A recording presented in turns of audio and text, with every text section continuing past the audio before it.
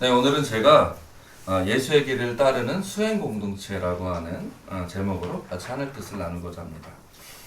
2014년에 우리 청암교회는 예수의 길을 따르는 수행 공동체라고 하는 목표를 가지고 신앙의 수련을 하려고 합니다.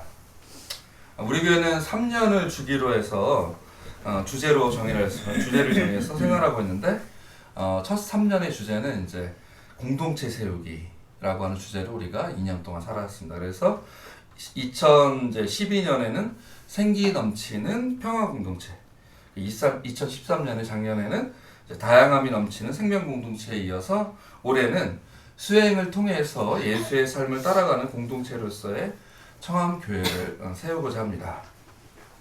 제가 이제 사전을 찾아보니까 우리 준목님이 한번 찾아보셨는데 수행이라고 하는 말은 이런 뜻이라고 합니다. 생리적 욕구를 금하고 정신과 육체를 훈련함으로써 정신의 정화나 신적 존재와의 합의를 얻으려고 하는 종교적 행위다라고 합니다. 이 말을 다시 말하면 자기의 삶을 가지런히 하고 자신의 정신과 마음을 닦음으로써 자신 안에 있는 하나님의 성품을 일깨우는 행위가 아마 우리 기독교적으로 해석하자면 그런 행위가 수행이라고 말할 수 있을 것입니다. 그런데 우리 그리스도인들 중에서 이제 개신교인들은 이제 종교개혁 이후로 이제 개신교 프로테스탄트가 만들어졌는데 종교개혁의 세 가지 가치 중에 하나였던 오직 믿음이라고 하는 말을 신앙의 절대 기준으로 받아들여서 자신이 믿고 안 믿는 것 혹은 자신이 믿거나 못 믿는 것에 따라서 자신의 사후세계가 달라진다. 자신이 구원을 받을 수 있는가 아니면 못 받는가라고 하는 것이 결정된다라고 생각을 하게 되었습니다. 그래서 자신이 성경 말씀을 조금이라도 의심하는 경우가 생기거나 성경에 있는 이야기들이 어느 날 갑자기 믿겨지지 않으면 갑자기 두려움이 엄습하는 거죠. 내가 구원을 못 받는 건가? 이런 생각에 두려움을 갖게 되는 거죠. 그렇기 때문에 그들에게는 개신교인들에게는 성경에 대한 믿음이 절대적으로 중요한데 이 믿음을 흔드는 어떤 우리 교회 같은 해석이나 다른 해석을 다른 접근법은 용납할 수 없는 어떤 사탄의 방법이 됩니다. 그래서 이들에게는 성경은 절대적인 무오의 사실이며 사실이 되어야 하며 그 누가 어떤 말을 하더라도 그 사실이 흔들려서는 안 되는 그런 신앙의 진리가 되는 것이죠. 그러나 이들이 이러한 신앙 태도에서 우리는 과연 성경이 절대 무오해서 그렇게 믿는 것인지 아니면 자신이 성경을 제대로 믿지 못하면 구원을 받지 못할까라고 하는 그런 두려움에서 그렇게 믿는 것인지 사실 구별하기 어렵습니다. 오히려 후자인 경우가 더 많습니다. 이들에게 필요한 것은 자신이 구원받을 수 있다라고 하는 어떤 절대적인 믿음뿐이기 때문에 신앙의 다른 이야기들, 신앙의 실천과 수행의 문제는 실천 이런 건 생각하지 않죠. 부차적인 문제가 되고 오직 성경만을 믿으면 되니까 성경에 대한 해석에 대한 이야기도 이제 절대적으로 금기시되는 그러한 것들이 돼버립니다. 그래서 이들은 그냥 믿으면 그만이기 때문에 성경을 모르면 모를수록 더 행복해집니다. 성경을 모르면 모를수록 그냥 믿고 목사님 믿으라니까 믿고 맡기면 되는 거죠. 그리고 아예 성경에 대해서는 이야기하는 것을 별로 좋아하지 않습니다. 왜냐하면 가타부타 말을 하게 되면 자기가 어느 순간 흔들린다라고 생각을 하기 때문에 그렇게 성경에 대해서 아무런 관심도 없는, 오히려 성경을 믿는다고 하지만 성경에 대해서 모르고 성경에 대해서 관심도 없는 그런 신자들이 되는 경우들을 많이 봅니다. 그러나 과연 오직 믿음만을 말하는 신앙의 행태가 적합한 것이냐, 우리 신앙에게 그렇게 생각해 본다면 저는 그것은 의심스럽다라고 생각을 합니다. 오늘 우리가 읽은 말씀에 보면 예수님은 우리에게 믿어라 라고 말씀하시기보다는 배우라 라고, 내게 와서 배우라 라고 말씀하고 계시기 때문입니다. 마태복음 11장 28절 29절에 보면 수고하고 무거운 짐진 자들아 다 내게로 오라. 내가 너희를 쉬게 하리라. 나는 마음이 온유하고 겸손하니 나의 명예를 메고 내게 배우라. 그리하면 너희 마음이 쉼을 얻으리라 라고 말씀하고 있습니다. 아마도 이러한 배움은 그리스도의 마음에 대한 것이 도대체 어떤 걸 배우는 것이냐라고 하면 예수님이 가지신 마음, 그리스도 예수의 마음에 대한 것일 것이다 라고 생각을 합니다. 빌립보서 2장 5절에 보면 너희 안에 이 마음을 품으라 곧 그리스도 예수의 마음이니 라고 하면서 이제 예수님이 어떻게 하나님과 동등한 분이시나 자기를 낮춰서 겸손해지셔서 인간의 모습을 입고 이 땅에 오셨는지 얘기하는 가운데서 맨 앞장에 너희 안에 이 마음을 품으라 곧 그리스도 예수의 마음이니라고 하는 말씀이 나오고, 또 골로새서 3장 15절에는 그리스도의 평강이 너희 마음을 주장하게 하라라고 하는 말씀이 나오는 것으로 봐서 우리가 배워야 할 것, 우리가 가져야 할 것은 그리스도에 대한 어떤 지식이 아니라 그리스도 예수로 하여금 자신의 삶을 살게 한, 예수님의 삶을 살게 한 그의 마음, 즉 그리스도 예수의 마음을 배워야 하는 것이라고 생각을 합니다. 그리고 이러한 그리스도 예수의 마음을 배우라고 하는 것은 이 마음이 그리스도에 대한 지식만 가지면 누구에게나 주어지는 것이 아니라, 그러니까 믿으면 주어지는, 배우라라고 하는 말은 믿으면 주어진다라고 하는 그런 것이 아니라 우리가 수행을 통해서 예수 그리스도의 마음이 되도록 우리 마음이 적극적으로 우리 안에 받아들여야 할 그 어떤 것이 된다라고 하는 것이죠. 즉 그 마음이 우리 마음을 좀 아까 골로새서 말씀처럼 너희 마음을 주장하게 하라. 그리스도의 평강이 그런 말씀대로 우리 마음이 그 예수의 마음이 우리 마음을 주장할 수 있도록 배우고 닦고 더 체득해야만 하는 것이라고 하는 이야기가 된다라고 하는 것입니다. 예수님은 이러한 배움의 과정, 체득의 과정, 수련의 과정이 어려운 것이라고 생각하진 않으신 것 같습니다. 예수님은 우리로 하여금 내가 너희를 쉬게 하리라. 누구든지 수고하고 무거운 짐진 자들아 다 내게로 오라.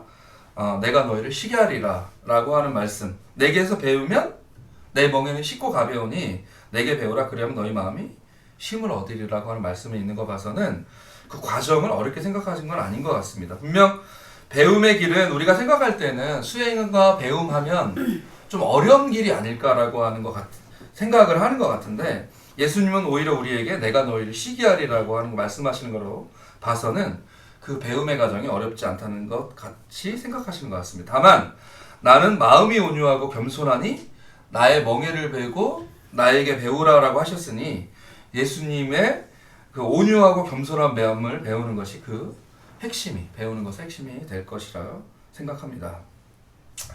우리는 지난 송구영신 예배 때 그 팔복 묵상을 하면서 이제 어떤 사람이 될 것이냐, 어떤 사람이 되고 싶은가 묵상을 제가 하라고 하였는데, 저는 이제 팔복 묵상을 하면서 온유한 사람, 이상하게 저는 팔복 묵상만 하면 온유한 사람이 되어야겠다라고 생각을 합니다. 그 온유하다라고 하는 것은 따뜻한 온자에 이제 부드러운 유자를 쓰는 거니까 따뜻하고 부드러운 사람이 말하는 것인데, 저는 평소에 보면 아마 제가 따뜻하지 않고 부드럽지 않다라고 하는 생각을 좀 하는 것 같고, 오히려 좀 신경질적이고 속을 긁는 사람이라는 느낌은 다른 사람에게 그런 느낌을 가질 때가 많아서 걱정입니다. 지난번에도 제가 굉장히 급한 일을 뭘 처리하고 있는데 이제 보경진 집사가 막 도와준다고 뭘 도와줄까 막 했는데 대답을 굉장히 제가 좀 속을 긁는 소리를 하는 거예요. 제가 막 짜증을 내면서. 그래서 오히려 그 송구영신 예배 때 그 묵상을 더 했던 것 같은데, 저는 묵상을 하는 가운데 저의 이런 태도가 제 안에 있는, 제가 왜 온유하지 못하냐, 내가 왜 온유하지 못한가 라고 하는 생각을 했을 때 저의 안에는 어떤 확신이 없기 때문이 아닐까라고 하는 깨달음을 얻었습니다. 내 자신에 대해서 또는 내가 갖고 있는 신앙의 진리나 믿음에 관한 확신이 없기 때문에 어떤 걸 만약에 여러분이 물어보시면 제가 약간 겁나서 자꾸 질문 못하게 아마 좀 세게 말하거나 아니면 부드럽지 않게 대답을 함을 깨닫게 됩니다. 만약 제가 믿음이라고 하는 것에 대해서, 신앙의 진리라고 하는 것에 대해서 좀 더 확신한다면 아마 그걸 가지고 부드럽게 설득할 수 있겠지요. 상대방이 질문하는 것들 혹은 상대방이 도전하는 것이라 할지라도 내가 더 넓은 확신 속에 거한다면 그 사람이 가진 오류나 그 사람의 생각을 부드럽게 감싸 안으며 대할 수 있지 않을까라고 하는 생각을 얻게 되었습니다. 겸손도 마찬가지입니다. 겸손할 수 있다라고 하는 것은 사실은 다른 사람들이 우선시하는 어떤 가치, 우리가 돈이나 명예, 지식이나 권세가 사람들이 이걸 막 놓질 못하는 거죠. 그래서 그거를 지고 있어야만 한다라고 생각을 하기 때문에 겸손하지 못한데, 이러한 사람들이 우선하는 가치가 자신이 가진 신앙의 진리에서 보면 저 가치는 높은 가치가 아니다라고 하는 어떤 분명하게 다른 가치를 갖기에 나보다 남을 낮게 대하고, 그런 면에서 명예를 취하도록 놔두고 뭐 오히려 내가 낮은 자리에 들어가서 남을 더 좋게 대하고 나를 낮게 대할 수 있는 것이죠. 오히려 내가 낮아지는 것이 또 이런 겸손에는 내가 낮아지더라도 그것이 나의 존재의 가치를 깎아먹진 않는다라든지 혹은 나의 자존감에 하등의 영향을 끼치지 않는다라고 하는 생각을 하기 때문에 오히려 겸손할 수 있다라고 생각합니다. 저는 이런 면에서 보면 예수님이 온유하고 겸손하실 수 있었던 것은 하나님을 아빠라고 부르는 그 관계의 단순성에서 하나님의 자녀로서 우리가 가질 존귀와 위엄, 자신이 하나님의 자녀로서 그 존귀와 위엄을 가졌다고 확신하셨기 때문에 자신을 낮추고 또 부드럽게 대하며 바다같이 넓은 마음으로 다른 사람들의 존재를 받아들일 수 있었다라고 생각합니다.